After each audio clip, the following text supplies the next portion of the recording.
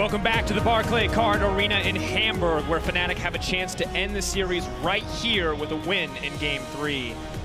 Misfits backs against the wall as we enter our final pick ban, or get ready to, and they once again have chosen red side. Huge sign of confidence, potentially. I mean, it obviously will be a game with different bans. On one side. On one side. Obviously, the other side is pretty easy to predict on the side of Fnatic, but if you are Misfits, I actually think all three of your bans can technically be changed. Yeah. You don't have to change all of them, but like Aurelion Sol is a pick that worked really well against G2. Maybe Misfits have practiced against it and actually have an answer to it, so they can maybe leave it open. I would just keep it banned for safety, though. Yeah, I'm a big fan of banning out comfort picks in the series, though, even though technically you did nothing wrong. Forcing a player on a different champion in Game 3 is obviously going to come at a performance cost. This guy is completely warmed up on the likes of, say, Ivern and Gragas. Why don't you just get rid of both? Or pick him early, Misfits. You have the chance. I mean, just get rid of Ivern, look to early pick the Gragas. And this is what I said before with Aurelion Sol. Keep it banned just because it is such an annoying champion to play against. It kind of changes the entire game. But I think here's where you can leave Twitch open. Get rid of Gragas, Shen, and then Reckless needs to decide if he wants to play Twitch or Kennen anyway. And you might actually not even see the Twitch in the first place. Yeah, definitely need to experiment. You need to at least find out what would have happened if we did something else. If you're Misfits Fnatic, they're obviously going for the same set of bans 3 times in a row right now. If they lock in the Orianna, the suspense is there. I know, we're waiting. What will it be? The big question, of course, is what Misfits' final ban will be. Will it be the Gragas or the Ivern? It's one of the two that we're looking at as a last ban here for Misfits. Now, Ivern into an early pick Gragas for Alphari makes a lot of sense if you are the Misfits. That's the Ivern ban, so we got that one. Broxah now, sadly for him, can play his other comfort pick, Lee Sin. Yeah, they can trade. So coming into the series, we would expect Lee Sin and Lee to be both open, both being willingly traded, and another champion, strong pick like Kennen, for example, like Syndra maybe even being locked in early for Fnatic. And I think actually now, if you are Misfits, going something like Gragas plus, or actually you can even potentially ban the Gragas next time if you want to, but otherwise you can take Gragas here and then you can take your preferred jungler of Lee Sin or Elise, get a ganking jungler for Kakao where he can really try and snowball the early game. A champion where he's a bit more comfortable as well, and then save that last pick potentially for Power of Evil in the first phase. Yeah, and you have to you have to pick your jungler here because you don't want to be in a position where you get surprised, and you have to match your jungler on the 3rd rotation, so you can't be flexible in pick and ban here for Misfits. Good. We got one of them here if he locks in this Lee Sin. I think this is smart. Yeah. Now, Elise obviously is a very good pick for Broxah as well. A jungler where he can really gank early, offer CC and burst on his own. So it's very much comfort for Fnatic at the moment. They can still take like Elise LeBlanc here, and then it's up to Power of Evil if he wants another like Lulu mid lane against the LeBlanc.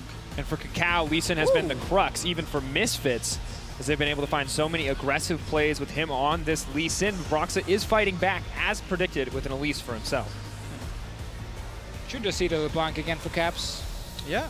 Worked just fine in the last one. It's much harder to get banned out. I wouldn't even mind seeing Fnatic pick Gragas here and have Caps dig a little deeper into his champion pool in the second phase.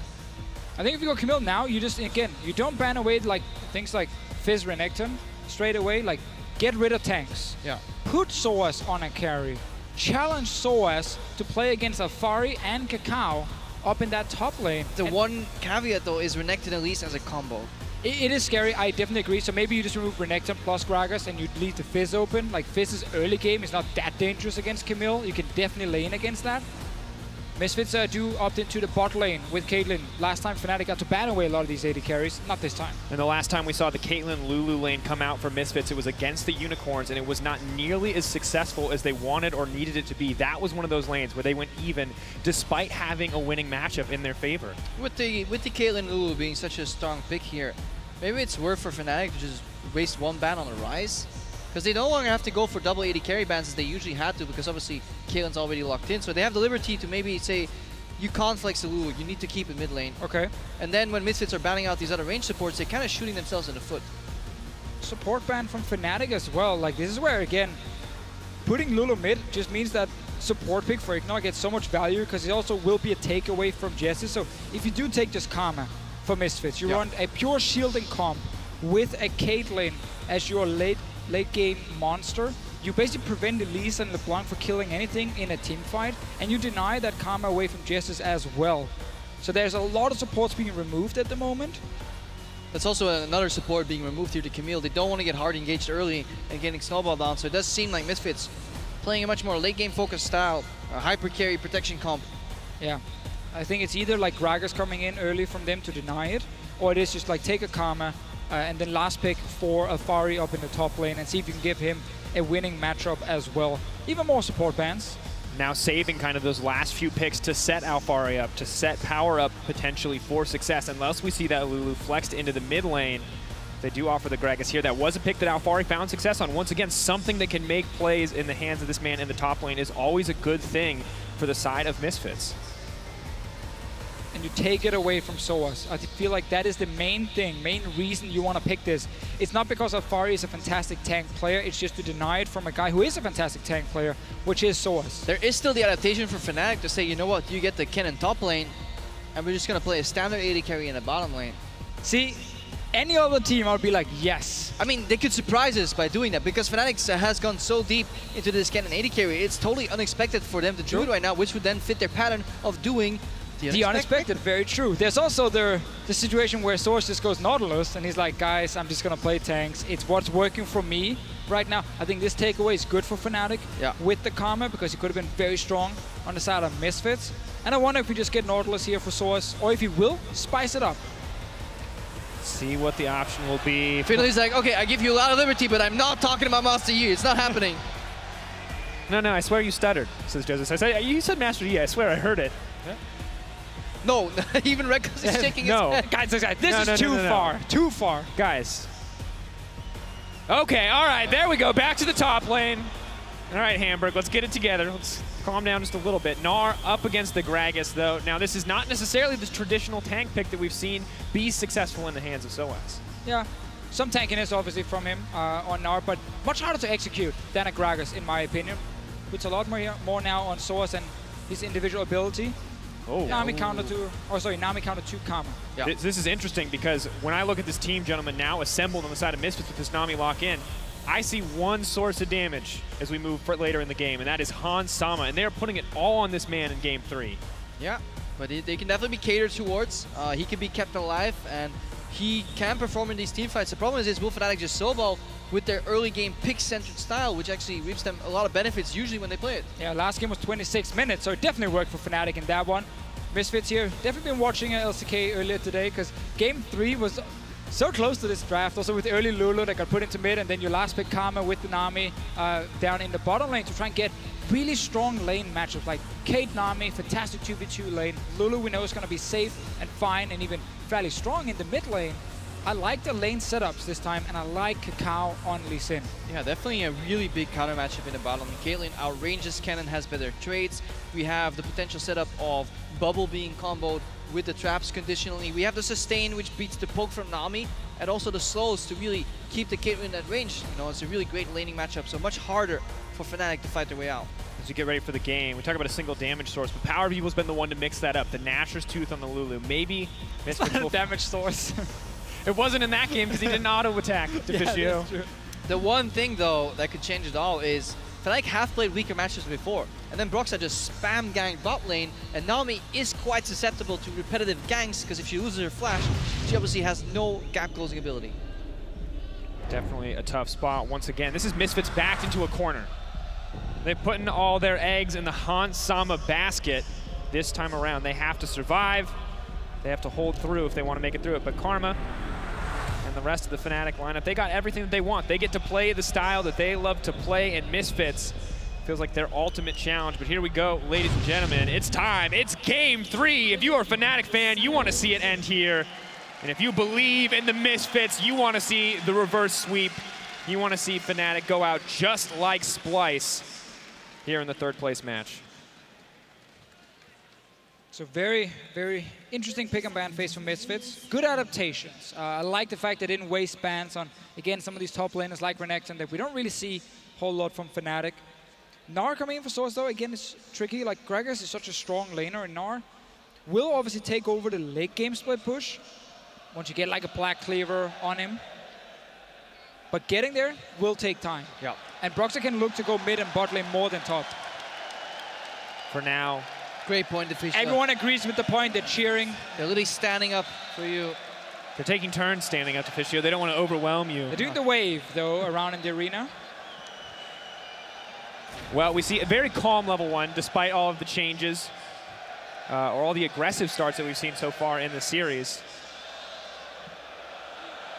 Hamburg is ready. Kind of want to get the camera on this, but we're watching Broxah do Raptors. Are more exciting than a wave. This is the first time in the series that Broxah has gotten his Raptors. I'm excited about that too. Will it cost him the game? Maybe that was the answer for Fnatic. No Raptors level 1 for Broxah. Fnatic, when taking Raptors, 0-1. Here we see Hansama and Ignar using the range advantage and the fact that they have AoE clear on their AD carry, stepping forward. Ignar taking a lot of poke, though. Yeah, you want to stay near dying creeps. Ignar is actually really far up here. This is going to be not so great of a trade. Glad to see the crowd enjoying the level 1 trades as well, down the bottom lane, just like you, Crepo. That's me right now. Like, whenever I see this at home, I'm just, way. We are, of course, in a city that is very famous for football. And fish. And fish, yeah. Fish market. Tribute to the Nami, that's why they're doing the wave. Smart. It makes a lot of sense. Makes a lot of sense. They really understand the current flow here. It looks beautiful, though, in this arena. While we see some trading top lane, that's not too exciting. They like the trading top lane as well. The crowd. It's a positive group of people. Yep. I see trades, I wave. Well, Hansama wants to get some trades down himself. Fnatic says no to the trades. We're still fans of that, though. Well, Fnatic says, damn, we just got counterpicked bot lane completely. Oh, this is a rough match. If you stay marginally ahead in terms of the push, you bully them on every single attempt for CS. And then you bully them even more in the turret, because you can place 2 traps down in the turret, and then you funnel them into an area where they just get the living crap out of them. It's not very pleasant. Now, last game here, Hansama got 3 kills on Lucian. It actually looked like he could really start doing something in the game, but then everything went wrong for Misfits. This is the game where he needs to carry. He needs to pull some reckless numbers for Misfits to win. Well, he's set up now to play super aggressive. A lot of vision placed on the bottom side by Misfits to ensure that they can keep pushing forward. Yeah, that's the fun part. If you push super slow early on, you can save both wards and eliminate any gank attempt from Broxah. Look at Ignar. He wants to get rid of the blast goal right now because he knows Broxah could always show up in that bottom lane. Now the Misfits, they want to find Broxah. Hoping to catch him out, hoping to spot him out, but the jungle path going to be greatly different this time around. Kakao didn't get interrupted. Kakao did not get to shut him down in the early game. So now they got to keep moving forward. I feel like the crowd's just waiting for that first blood. Before it happens, they will keep doing the wave. What was it, 28 minutes? Is that our record? We had a 29 minutes, yes? 29. 29. That's going to be some tired people in here all of a sudden.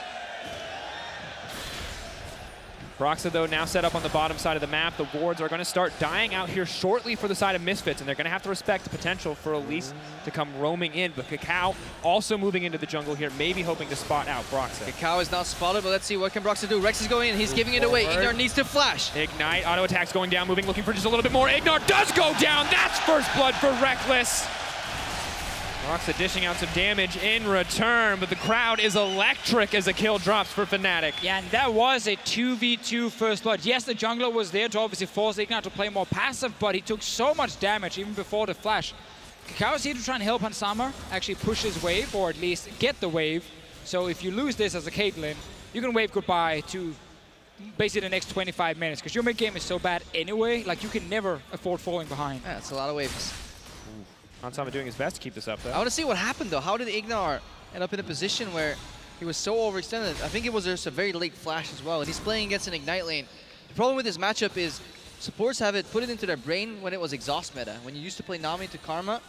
But the extra Ignite taking in, reducing both the summoner heal and your own heal, really puts you at a much lower threshold where you can just die.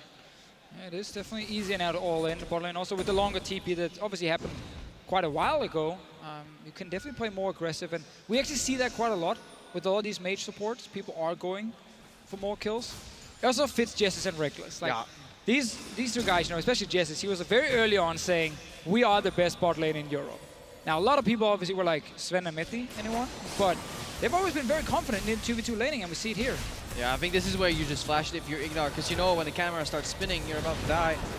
It's the final Q from Reckless that connects and just gets a stun off. And you know Reckless will never go in aggressive like that unless the jungler's nearby. So that's at which point you need to go for the respect flash. And instantly now, Fnatic set up a ton of vision on bottom side, making it almost impossible for Kakao to actually set up a gank down here.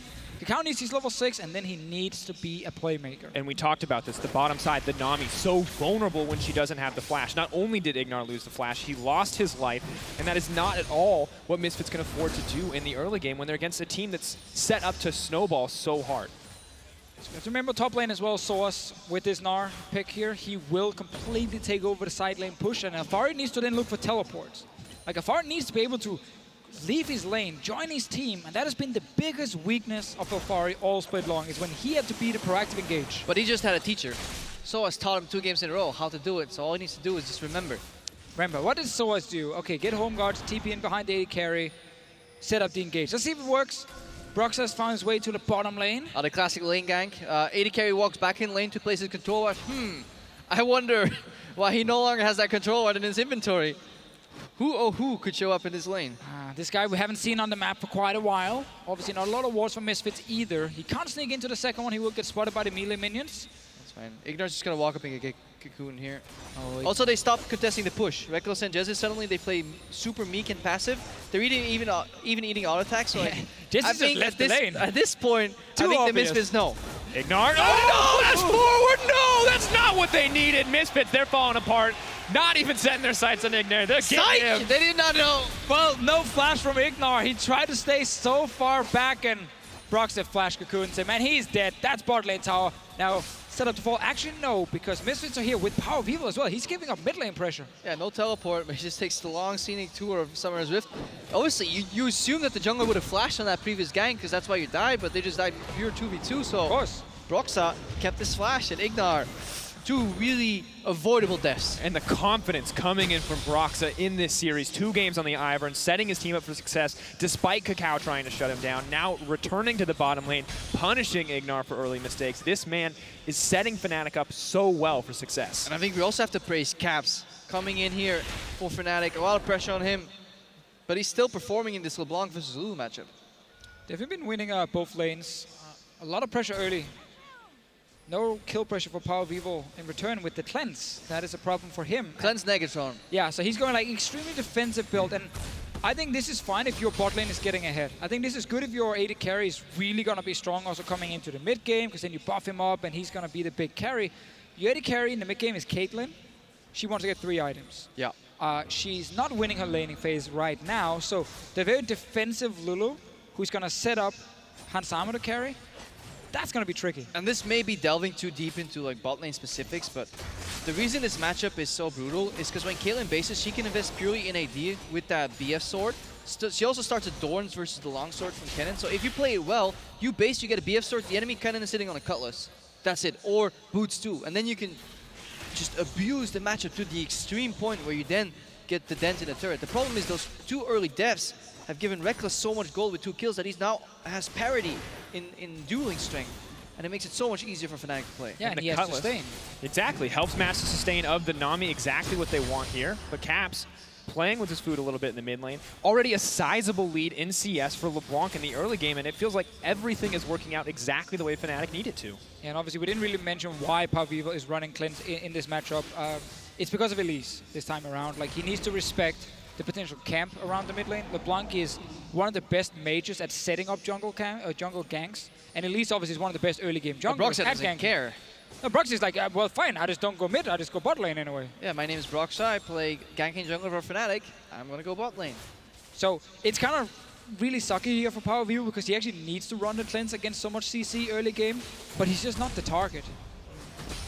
He's baiting now, he's trying to bait. He's trying to bait like Caps, distortions into him, then Lulu just knocks, you know, herself up with the ulti, and then suddenly Kakao can gank. But Caps is playing this really well. No distortion in, but Reckless is going to leap forward. They're looking to lock him down. The Ignite's coming out. Hansama, can he get anything back? He's standing right in the circle. The damage comes out, though. Reckless is alive and well. He's running for his life. The auto! The shutdown for Ignar, but Jezzy, he wants to get one back. Running forward. In goes the snare. Out comes the heal. And away walks Ignar. And it's a sustain from the Cutlass that keeps him alive long enough. Alfari fail flash, actually. Fight continues on the top side, but Soaz is just fine. Explosion of action all across the map. Caps is spotted on a ward here, but he's on the way top to see if he can deny something from Alfari up here. Gets nothing other than a ward. Small win. Vision is also a win. Vision is always important. The trigger for that bot lane fight was actually the junglers both showing in the mid lane. Reckless and Jesus immediately pulled the trigger. But yeah, the later these fights go, the more valuable this exhaust gets against the cannon. You also saw the power of a bubble if it connects. Very close to winning that trade on the side of the Misfits. Fnatic has to be careful now, too. Hansama is very close to having his flash back up, Ignar as well, and the Summoner spell's very far away from the side of Fnatic. Maybe we'll see Kakao shift his attention over to that bottom side, give them a bit of a helping hand on the bottom side of the map, set that Caitlyn up so she can get out of that mid game as fast as possible. He's mid lane again because they're trying to bait Caps into again taking this trade where he can then get whimsied or knocked up, and then they can gank him, kill him, but there's still flash available on LeBlanc.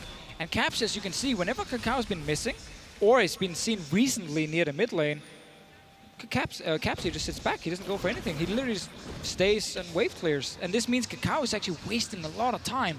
And you can see the deep balls from Fnatic will just always spot the jungler. And that's like the difference between stage and scrims. In stage, maybe Caps will play even more aggressive. We see the trade here again. It's wave into bubble. Timed pretty well here. Maximizing CC uptime, so I don't think Misfits could have done much more here to outplay that scenario. They're just too far behind, and the sustain from the Cutlass that we talked about earlier allowed Reckless to really survive in that fight. Getting the shot down is really good. Sadly, it's on Ignar, but obviously Ignar struggled with the first 2 kills here. I do want to praise him for that one. Like, really good setup. Ulti, exhaust into his bubble, did everything he was supposed to do. And obviously made sure it's 1-for-1 at least, despite being behind in the lane. But Source is going to be in super annoying up top lane. Black Cleaver soon completed. We can see, guys, that Fnatic are in control of the game. There's no question there. They've been doing well. Misfits kind of struggling to get anything back. But if they stall long enough, if they hold on, can they just win? Waiting for this Caitlyn to scale up, waiting to get this pick up and rolling. Definitely. If you get late enough, yes. But then we're talking 35+ minutes into the game. Yeah. You're going to bleed a lot of side lane turrets. It's at that point where the base becomes like your perimeter, and Caitlyn can fight their way out with a trap line, you know, with the Runons. Legit 1v9ing fights. The problem is Fnatic, they still have so many objectives worth to take. If one domino falls for the Misfits, a lot of these side lane turrets are going to fall off. And Broxa, with his Moby Elise, has been known to really find these openings. Yeah, that's why obviously also when you see Caitlyn picked, it's not picked to say, oh, okay, let's not do anything for like 30 minutes and then just go full late game. It's picked as a lane goalie. It's picked to get a lot of extra gold in the game itself because you can get all these towers down. Yes, you might trade some of them, but if you have a game with ton of kills, ton of towers, a lot of gold flying around, then you will hit 3 items fairly quickly on this Caitlyn, and then you can buffer up very early on. We don't have to wait for the 40-minute mark. These games now where you lose lane as Caitlyn, you never get to hit a tower, and you never really get to find any gold or any value for your team. Yeah, you're victim to your opposition's pacing, but at least the Misfits, they find an early objective that could maybe later get there. Asher, you know, that Mountain Drake. Pretty important. It's up to Fnatic right now to snowball. They're running a pick comp, which generally gets outscaled. Obviously, in group scenarios, they're not as strong, so they need to keep the map open. And this guy right here, Caps, he'll have to clear out the vision on the brushes next to his lane, go back, push it out, and then start roaming to the top side. He can assist Soas in the push. He can assist Reckless in the push. There's so much he could do on the map. And Soas is such a huge threat to this top lane tower. He may not even need help. It's just a matter of time because he has the buff from the Rift Herald. He has the advantage here, and there's just not a lot that Gragas can do to stop him from auto-attacking the tower. But now I got Nami moving into the mid lane. Caps potentially going to back off here. Tidal Waves connects on the Caps. Nice and they get the follow-up. CC locks down Kakao. He goes in. He gets it anyway. Now moving forward. Broxa running for his life. Glitterlands connects. Broxa up. Broxa down. Is going to be able to walk away from this one, but that's a start for Misfits. A really good setup here. They've been trying to bait a gank here in the mid lane so often. They had to add their Nami as well. Soas in trouble. And Mini-Gnar. Alfari looking to turn this one back, but the Hyper going to make it pretty easy to walk away. Alfari just going to have to back off in the end. Reckless now exhausted. Kakao is here as well, but here comes Hansama. Ignar running for his life, but he just gets taken down. And a great play by Ignar in the mid lane, really surprising Caps with the wave bubble combination. Now gets nullified because he takes the greedy path down in the bottom lane, obviously not respecting where Broxa could be. So first tower now falling in favor of Fnatic. They managed to win this lane here through a lot of ganks from multiple members, but also winning 2v2. We got to give them that credit, Reckless and Jessus. Mid lane, we got the gank coming in from Misfits, and it's kind of responses. They're trying to just get something, but the lane they were actually supposed to kind of play around, the bot lane, well, that's the lane that suffered the most. And that's why winning this game now for Misfits is so difficult, because you actually rely a lot on Fnatic really slowing down.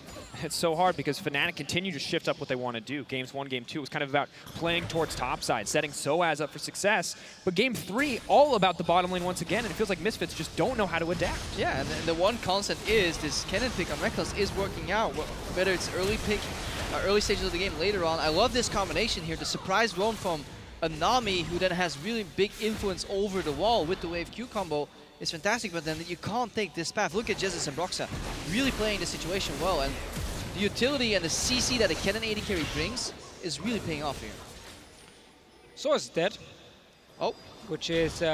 happens. A fairly standard play as well from our good friend up in the top lane. Tends to have one of these moments where he will overextend quite a lot. Test the limits. Testing limits. He got a lot of damage on his top tower. Obviously what Fnatic is doing here is not lane swapping him, because they know Nara will take tower 1v1, so they just keep Soa sitting up there. That's also what Misfits knew, and that's why they respond to top. And they know that if Misfits rotate, they will just be faster on the bottom lane play, because they already had the push going here, so they can take a tier 2 for tier 1. Plus they have the power of the Elise, such a strong champion when it comes to pushing those towers. Misfits going to do their best to get something back, but already Fnatic setting the pace for this game, and Power, if he goes down here, this will be disastrous for the team. Caps does not need to kill him, he just needs to get him away from the turret, so when the next wave crashes, or when Fnatic proxy this one, this turret's under pressure. You don't always have to kill people to send them back to base. If they just have to base in itself, it's enough to siege turrets. The one small positive for Misfits here is they got this top lane tower, but sadly for them, they're losing in the bot lane, they're losing in the mid lane as well. Yeah, 2 for 1. And it really feels like right now Misfits are starting to bleed out, because Fnatic continue to dictate to them what is going to happen. They continue to react, continue to be on the back foot, and now Soaz is in the top lane, and he is set up to take that lane if no one contests it. Someone might try and go up and defend it, but that simply means Fnatic can go back to base, get the items, return to lane. Oh, Soaz might set up a trap. No. Oh, he learned. He was playing passive. I was so proud of Soaz, you know, 10% on the turret, you can walk up, you can kill it, but you know they're missing. So he steps away.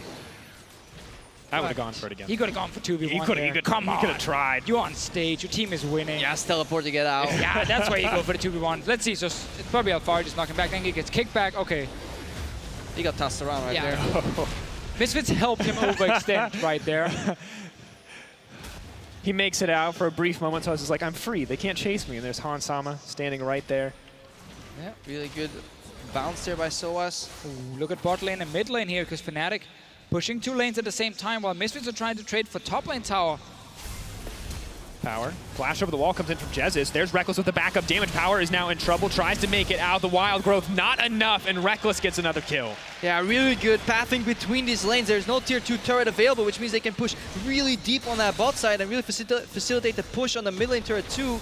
Misfits, they're trying to catch on here, but this is such a great spot for Fnatic to be in. Oh, Soaz, that's the 1v3. He's just doing it to try and defend here. Tidal Wave comes in. Soaz going to get chain CC'd here. Tower does go down. Soaz set to fall. Misfits grab the tower as well, but what can Fnatic get in return? Let's see if they can actually get the inhib tower here. They didn't kill it yet. There's no minions for at least another 10 seconds in that bottom lane.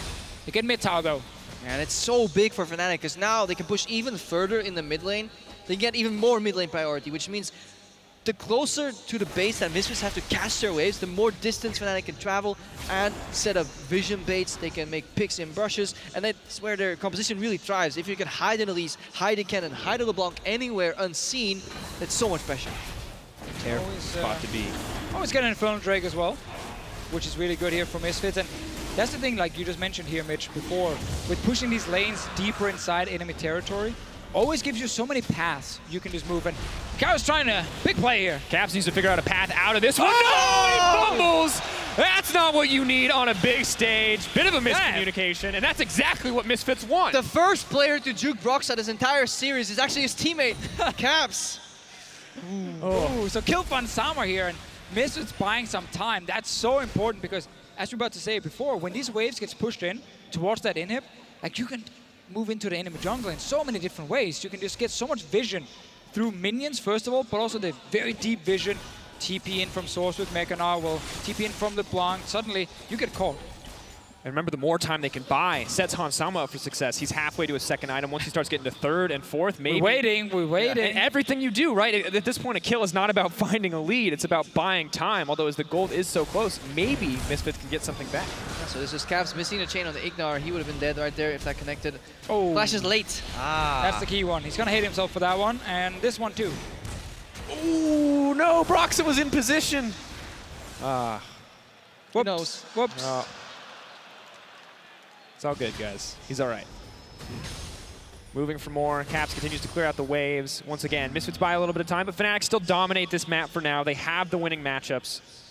Soaz now committed to the bottom side. Reckless on the top. Yeah, they keep moving Soaz actually away and put him on the long lane. They have Reckless Siege with the support. This is honestly signature Fnatic style 1-1-3. Despite LeBlanc being a really good side lane player, despite LeBlanc really thriving on a side lane with teleport, it is not the right formation for her to be in this game. It's just you can't put the cannon mid. Like, it just doesn't make any sense. It's too slow. Yeah, his wave play is not good enough. He's not really able to defend, and he wants to obviously skirmish. He wants to fight 1v1, 2v2 all the time, and that's why you have to put him side lane. And it's also just a reckless playstyle with this Fnatic team. And Fnatic playing it right there. They pushed up, but they don't go for the siege. The first thing they need to access that tier 2 turret trap is vision, and that's exactly what they're doing right here. They're challenging vision in the enemy jungle first, so that then later they can go 4-1 or 3-1-1 topside. But the reason Misfits are actually allowed to sit here and defend and challenge this vision is because the lanes are not being pushed in by Fnatic. Mid lane is the most important one, and they just pushed it now. So now you can see Ansama needs to go in and defend it. If you're Fnatic, you can push it even further with multiple members. Have Ansama sit at that inhib tower, and then you have free access of the enemy jungle. But the problem for that to work, they need to bring Soaz into the fold. Either have him keep Alfari on lockdown, because otherwise if Alfari suddenly shows up, it's much easier for Misfits to group up and be faster in changing lanes. Like, the distance that Soaz has to travel from bot to top, compare that to what Alfari has to do, it's much easier on this smaller map near your base. And Soaz not necessarily set up to teamfight at this point, has opted for the Bilgewater Cutlass, maybe a Blade of the Rune King, maybe an aggressive side lane build, but it's not a tanky Gnar that's going to help out in a teamfight. I personally missed the Hurricane Gnar from Wicked. I'm so sad that didn't catch on. Like, he was so convinced. That was the build. Korean top laners will start building it. They all forgot to build it, sadly. We got Kennen, though, with Hurricane top lane. So I guess close enough. Yordle, almost there. We'll give it to him. I'll take it. Wrong champ, right build. Now, again, so with Fnatic here, at this point, when you want to set up Baron, you don't actually have to play all 3 lanes. You can just pick 2 lanes. Push up bot lane, push up mid, and then start getting some vision down. They're starting the Baron here. No reaction from Misfits, except for Kakao. Kakao can technically steal it. That's why it's still a risky play. It's not necessarily 50-50, but he was going around the other side. And that's a clean Baron from Fnatic. They just sneak it. Ping goes down. That means it's their cue to take that away. Baron drops from Fnatic, and this could be the big break point on the side of Misfits. Baron has been just so effective on the side of Fnatic when it comes to breaking the base. And this is something that we have been complaining about the Misfits about. Is just when they fall behind, they never seem to really want to pull the trigger to get the fight that gets them back into the game, and they lose slowly. They just lose control of the game. They buy into the whole scaling from the Caitlyn, but is giving a Baron away uncontested really the right play here?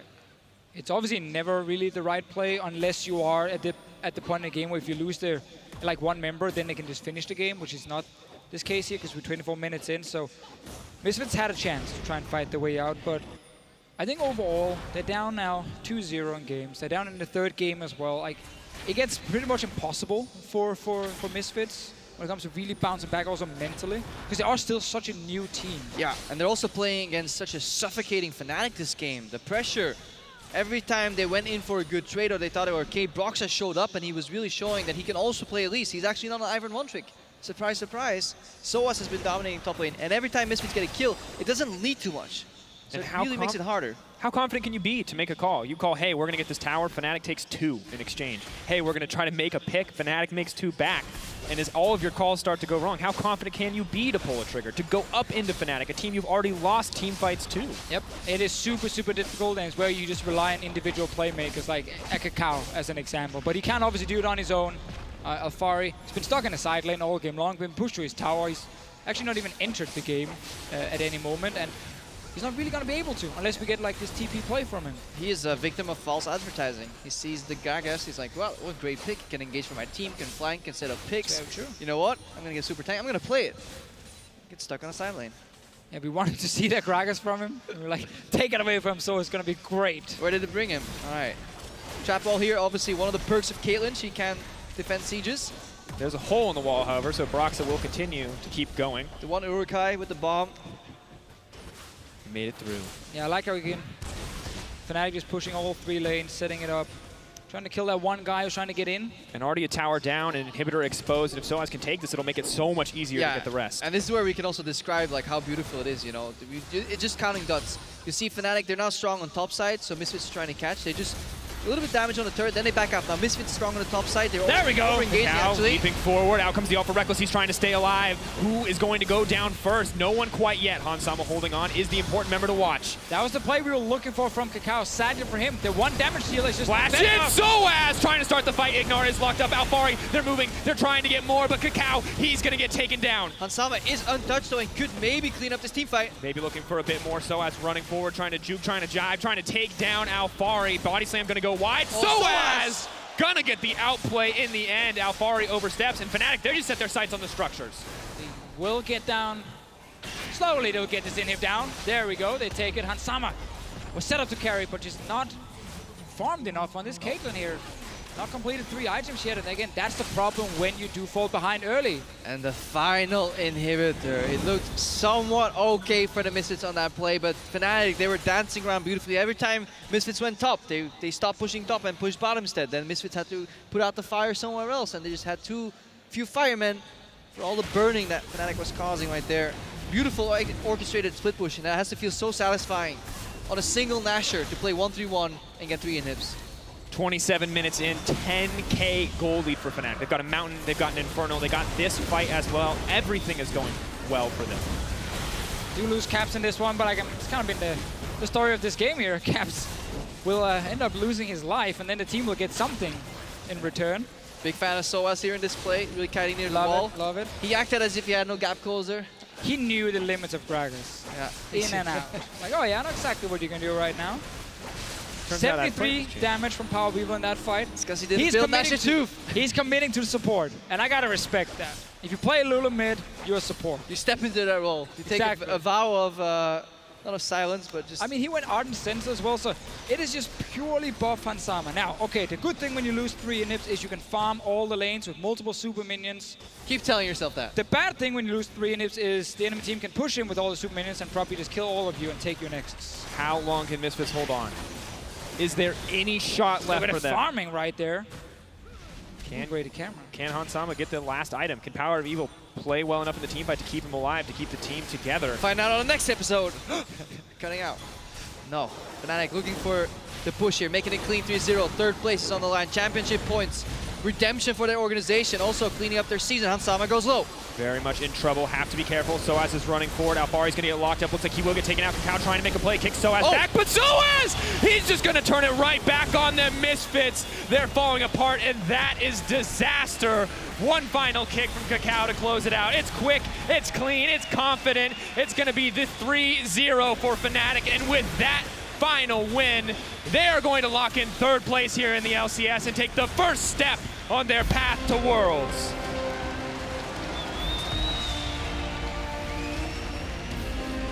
And this still saves the season a bit for Fnatic. They struggled so far, barely not even making it into playoffs, and they can still end on a high, which is really important for them. Yeah, I think a lot of respect to the players for bouncing back after such a tough regular season where they were 1 game away from making playoffs. They find this playstyle, it clicks, it works, every single player is just on the same page, and they execute it so well. And that's why they take a 3-0. It's why they were the best team on the stage today. Yeah, they also highlight some crucial flaws in the Misfits. But I think flaws that we can accept. Again, Misfits, new organization, new team coming in. Crouching as well for. And once again, for the Misfits, it wasn't always about sprint. Their eyes are set on Worlds. They've made good progress in this split, but they've proven that there's a lot that they need to work on. And on the other side, for Fnatic, a team that struggled so much, now showing up today. And that, I mean, you're right, it's not at the end of the day, it is not the title, but it has to feel good to know that you are still a contender, that you are still at the top of Europe when it comes to teams we look at. And for the Fnatic organization, they finally found 2 new pieces of talent. Caps, we knew from the start that there was a lot of potential in there. Broxah, we doubted it. We said, you know, I don't think he can be much more than he is right now. And he's definitely been scaling up a lot. Yeah, seemed like a band-aid in the start, but then actually turned out to be a very important player for this team and had a fantastic performance today in all 3 games, honestly. So well played by Broxah there. And overall, yes, getting these championship points for Fnatic, an organization we expect to fight for top 6 next split as well. And with how close it is right now in Europe, so many teams are very close to each other in terms of overall level. Those points can be so important when it comes to actually locking down the world's spot. Could be everything. We have 2 new teams coming into the LCS next season as well. So all important to get an edge, to get a lead now, to keep performing, to keep looking good. The crowd supporting him. Caps consistently with a grin on his face. Broxa as well. It's a good look for the team. PoE taking his bow to the German crowd. Yeah, it has to feel bad. You obviously come in here with dreams and hopes of performing. But still, they can take home some lessons. Yeah, it might feel bad right now, but if you're Power Vivo, you look back at this entire split, and it's actually been a good one for him. Look where he came from as well. Like, he struggled for a year in Origin. Now he still got the chance to get to Hamburg, play in front of his fans. So many people here supporting him. That's the thing, from going, you know, to relegation with Origin to now being on the big stage with the German flag. He's smiling a tiny bit. It's hard to keep that stern, sad face sometimes when people are cheering for you. So overall, very good split from him. A lot of respect from fellow mid laners as well in Europe, and overall for Misfits. They're this kind of organization that will be here for a long time. They have the infrastructure in place, passionate owner. Same thing for Fnatic, honestly, and they've been here for many years, and it's great to see them now getting that 3rd place win as well. And after so many years of struggling in playoffs, or not years, so many splits, when Huni and Reignover left, it felt like we would never see Fnatic on top again after all the failures, but here they are, 3rd place, an excellent start on a climb back to the top. They missed the last event, they weren't even there. So in that sense, it has been progression, and you can't expect an org that has been struggling to just immediately jump back to the top, and I think this is a good springboard if they can continue the progression. That is what they need to work on. Yeah, I want to see the next evolution of the Fnatic playstyle. If there's a next step, or if it's changing it completely, can they maybe completely perfect it? They got the individual talent on the lineup. I don't think anyone really questioned that coming into the split. I mean, they changed the talent on the lineup. Okay, one guy. One guy. Made a big difference. Guys. I don't know if you saw those 2 Ivern games, but... The 4 other guys have been doing well. I mean, they changed one guy. Yes. And Broxa was incredibly important over the course of that series. The Ivern games, we were wondering, hey, is he going to have a new champion under his pool? We saw the Kha'Zix come out. It didn't look great for him, but the Ivern was clutch. And despite being disrupted, despite Kakao breathing down his neck at every opportunity he found in the jungle, he still made an impact. Definitely made an impact, and I think that's, again, really cool because we got to see some different playstyles from Fnatic. Like, it wasn't just pure early game chaos. It wasn't just they played on fight top everywhere. Too. Yeah, it was topside all of a sudden. It was actually team fights, you know, with that Ivern specifically, protect Reckless in some of these fights. So we got different things, which made it very interesting. Just wish we had seen more from Misfits, because I really feel like they could have offered more, but game 1 was really also plagued with like nerves from them. Yeah, I think we saw a mental hit to the Misfits, and in that sense, what they do take home here is stage experience. Same for Fnatic, like Reckless and Soaz. It's not that they don't care, you know, like they enjoy the environment. They're used to it. They've done their rodeos, but for Broxa and Caps, an entirely new environment. I mean, it changes you a little bit, man. Just being on the stage, it's one of the better experiences, and it's really great that they can take it home and actually learn in a controlled environment. Getting your first stage experience on the big one for 3-0 is actually really important. Yeah, didn't even get to see, hey, are they going to be challenged mentally? Because it looked good from them from the start, and it just kept looking good. Although Caps probably did play, actually, before, right, on bigger stages. Yeah, in Turkey. He obviously got to play in the final as well, so there was some experience. Yeah. Step up going into the LCS, something he talked about as well. Like, he's still very young. His first split here, so that's why he's one of the rookies. And we had a lot of good rookies coming into this, like Misfits, Alfari, and Samar. 2 very interesting guys to look at. Ignor had some experience from LCK. Kakao obviously had a lot of experience from LCK. So those guys could bring something to the team. But the new young guys in Alfari and Samar, overall, very good splits as well in terms of your first season. And I think it's only going to go up for those 2 guys. Yeah, they definitely have the potential right there. It's also really good to see the resurgence of Kakao, that he didn't rot away in a LSPL. In the LSPL. It was a struggle there for a little bit. We take Kakao and we put Bengi there now. Yeah, he goes down. He takes the place. Everyone's got to fall at some point. Kakao, potentially on the way back up. Crowd is going nuts because right now Quickshot is getting ready. Yeah, and they love for Quickshot. the winner's interview. And it's Quickshot they're cheering for with the French flag as well. Not Soaz, of course. Definitely not. All right, well, Fnatic have ended their series with a dominant 3-0 over Misfits. For more, it's Quickshot standing by with one of our winners. Thank you very much, guys. Congratulations, Soaz. What do you have to say to the SOAS Appreciation Club in the corner? There's just insane French people in the crowd. What does it mean to you to have this whole crowd behind Fnatic and that whole section behind you? Well, it just feels good in both good and bad times. So it feels really nice to have people supporting us and me. What's it like when you have a sixth man? The sixth man being several thousand Hamburg fans screaming Fnatic in what was an easy 3-0. I guess it depends. It depends for like which players. So some players they like to have the crowd with them. Some players they don't. But I guess it's just about preferences. But for me, I like it. It's okay. It's fine. How was the series so easy? It looked clean. It didn't look like you guys were really pressured today. I don't think it was that easy, but I don't feel like they. We just like our playstyle is just YOLO really, and for them it didn't feel like they matched really well or they had so much synergy. First and second game, it's not like we forced too many fights, but they just didn't react properly, or they didn't really, they were lost. I feel like. Yeah, it looked that way as well, you know, to me as an observer. And so as you've taken third, 3-0, if we step back and we look at the whole split, knowing you've played in Hamburg, knowing you've won today, what do you feel when you think about the spring split? Well, I think it's a bit sad for us because I feel like if we would have faced Unicorn, we would have beat them as well. So I would have hoped for a final against G2, but sadly it's not possible. But looking back, it's good. Like we didn't expect, like we had a good expectation coming, like starting the split. Then it went a bit down, and then we went back up. So it just the roller coaster, you know. Definitely a roller coaster. Fnatic fans have been up and down for a while now. Returning to Fnatic after, you know, a few splits apart, let's talk about what happens next. You know, where does SOAS and Fnatic look to the postseason into summer? Well, we'll see how we attack summer splits. I'm sure there's going to be a lot of changes in terms of like, oh, we practice and everything on this. So hopefully we have a better early summer split and we just keep going strong. Well, definitely going to help out. So as one last question before we move on, is there anything that you have to say to either the fans at home or the fans here in the venue? Merci à tous les Français qui sont là dans le public et thanks to everyone for supporting us, me and Fnatic. Congratulations, well played, taking third place. That does it with me and SOAS. We're going to head over to the analyst desk and post-game lobby.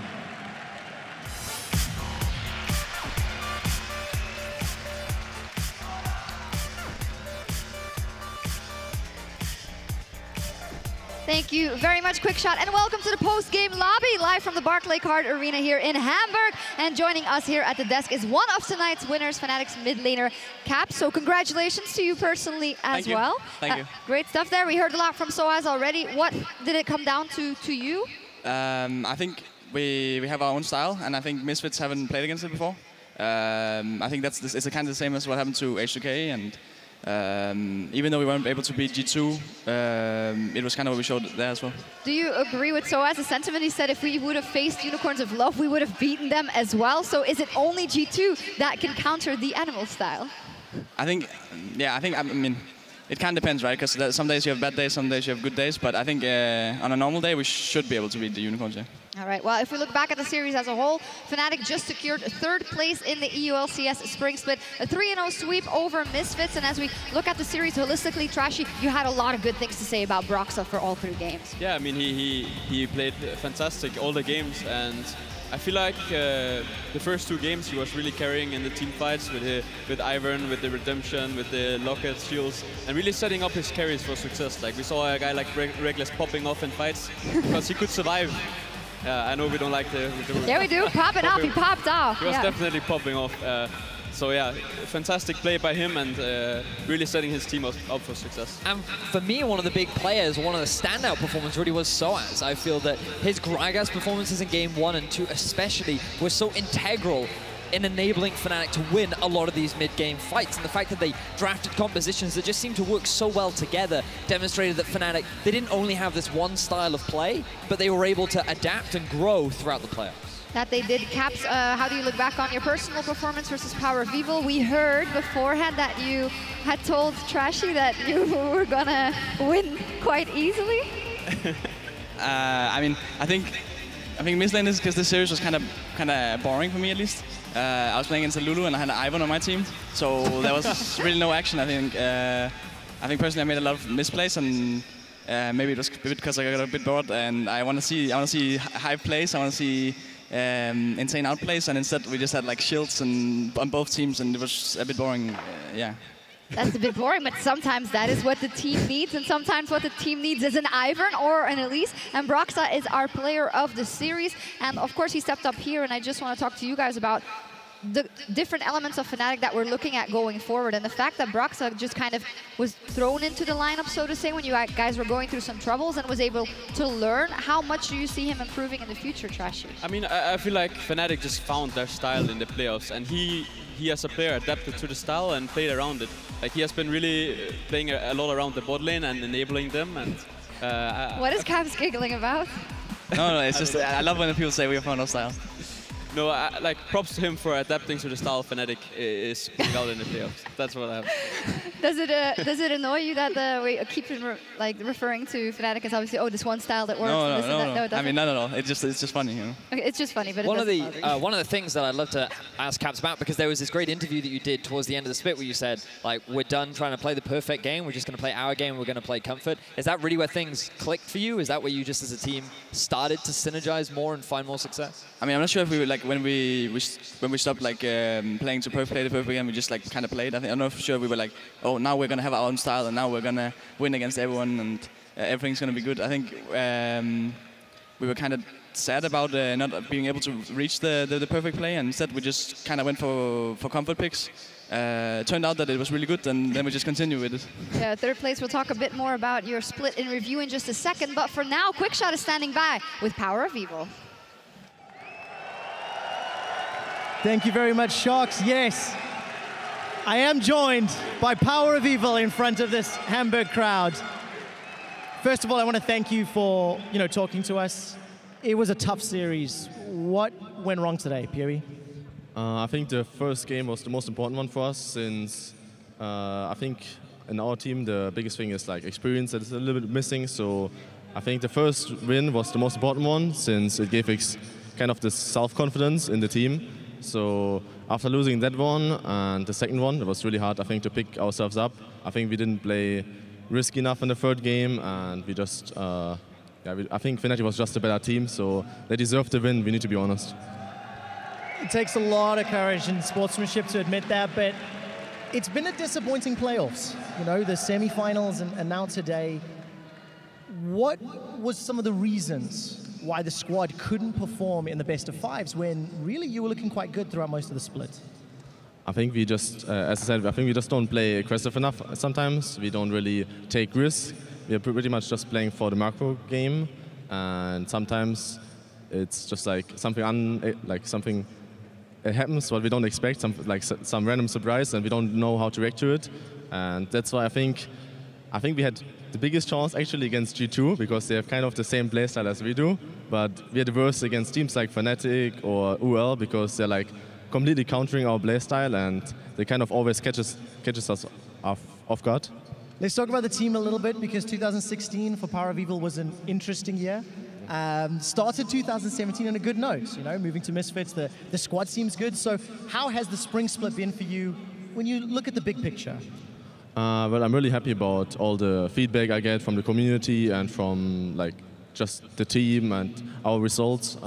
Obviously, in the end, a little bit disappointing, but I think if we just stick together, we're going to perform better in summer split, since we just need to build up synergy. So for me personally, I feel quite happy, but yeah, we just need to be stronger for summer split, since my ultimate goal is to go to Worlds. I've heard this one-year plan, Misfits going to make it to Worlds. So let's look forward. It's now going into off-season. You guys have a little bit of time. How does Misfits and the rest of the squad get to Worlds and have a better performance in Summer Split? I think we need to just scrim more, practice more, try to take more risks, try to like learn more play styles, learn more, I guess, maybe deeper champion pools as well, so we can make better drafts. And I think it's just in general all the normal casual stuff. You make it sound so easy, just these all these different things. Power of Evil, thank you very much. You know, it is fourth. You still ended up placing here in Hamburg. One last question. Is there anything that you'd like to say to the local crowd, maybe in your mother tongue? Also, nochmal an alle Leute, die hier sind. Vielen, vielen Dank für den Support. Also, ich habe keine Worte. Das ist echt unglaublich. Also, schon das ganze Jahr kriege ich diesen Support von der deutschen Community und ich wollte mich echt nochmal bedanken an alle. Also, das ist echt unglaublich und vielen, vielen lieben Dank.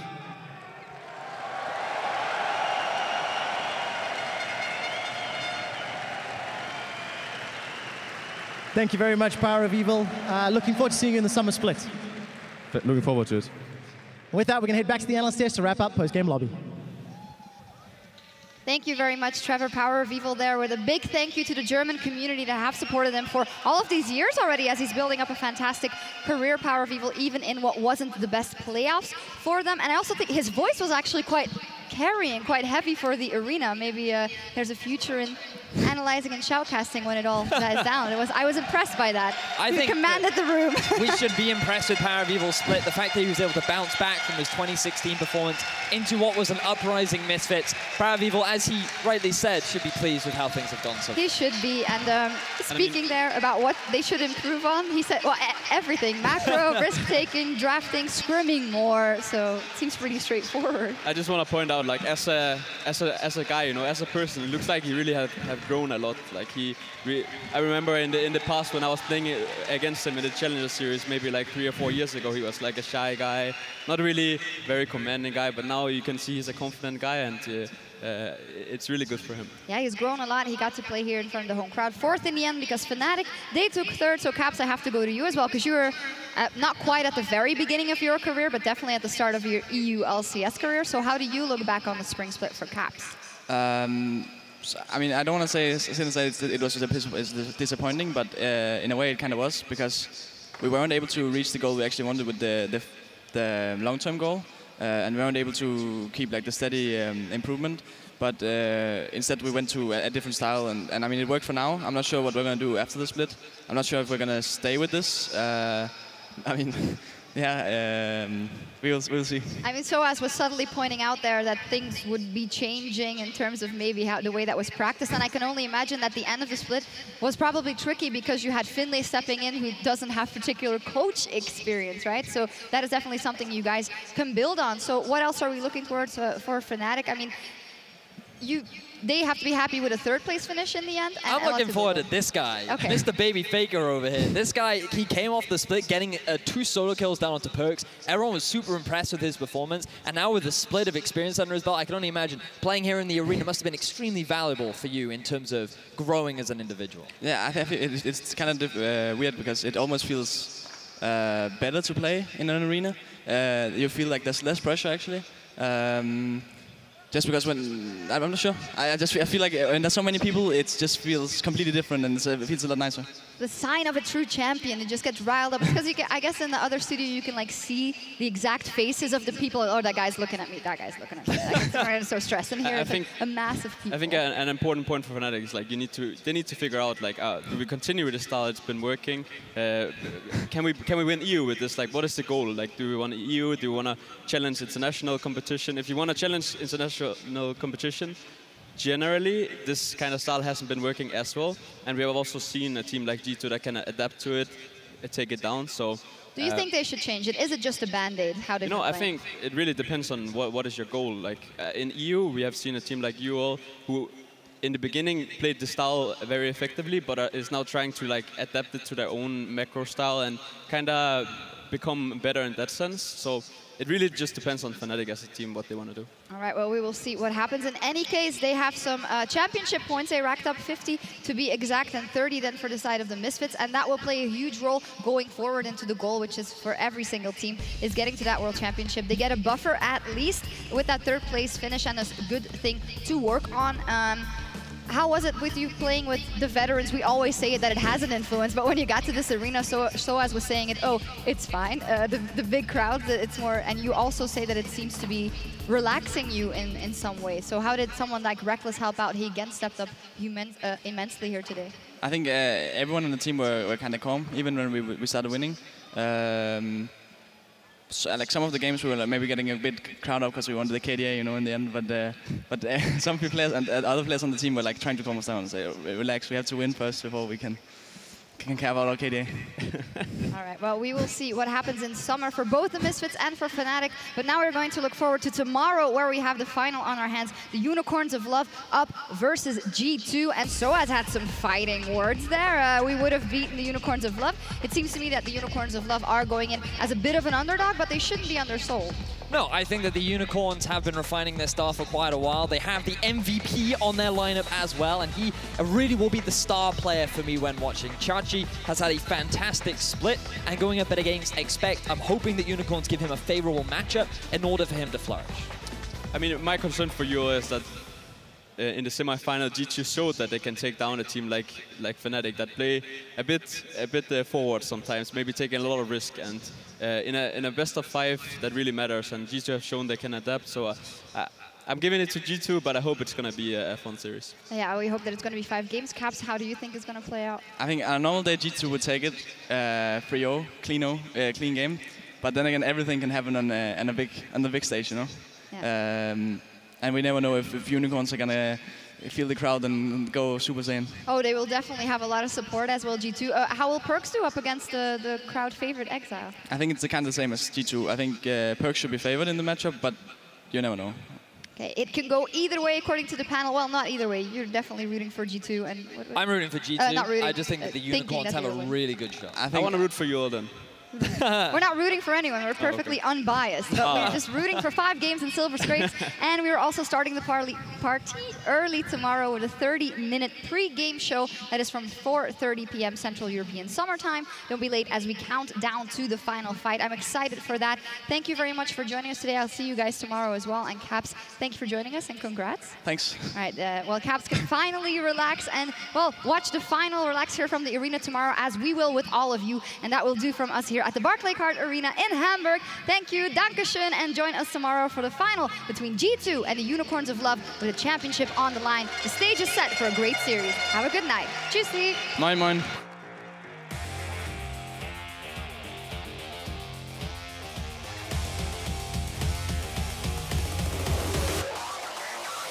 Kakao is here again. Jez's no summoners. Definitely caught out. Kakao just going to walk this one down, pick it up. Nice kill for Misfits. He's coming, he's coming, he's coming. Nice. Nice mate. Really nice mate. There's too many shields. He's still alive. He's still up. He's still okay. Reckless lives. He won't die. Down goes the LeBlanc. So many people dropping in the face of Reckless, and that's the triple. Unkillable Demon King. It's going to be Fnatic who make their mark on the opposition, and Misfits who fall down as Soaz has a bit of fun with it, and the game closes.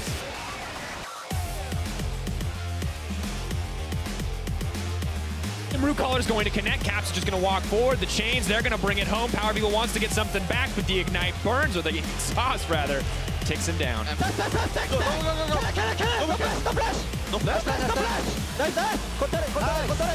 He's not having it, but another hook from Jesus! He goes over the wall. Reckless is popping off. He's going for more. Keeps dishing out the damage. Fnatic are more than happy to reap the benefits, more than happy to take the kills, and more than happy to take the game 2 here against Misfits.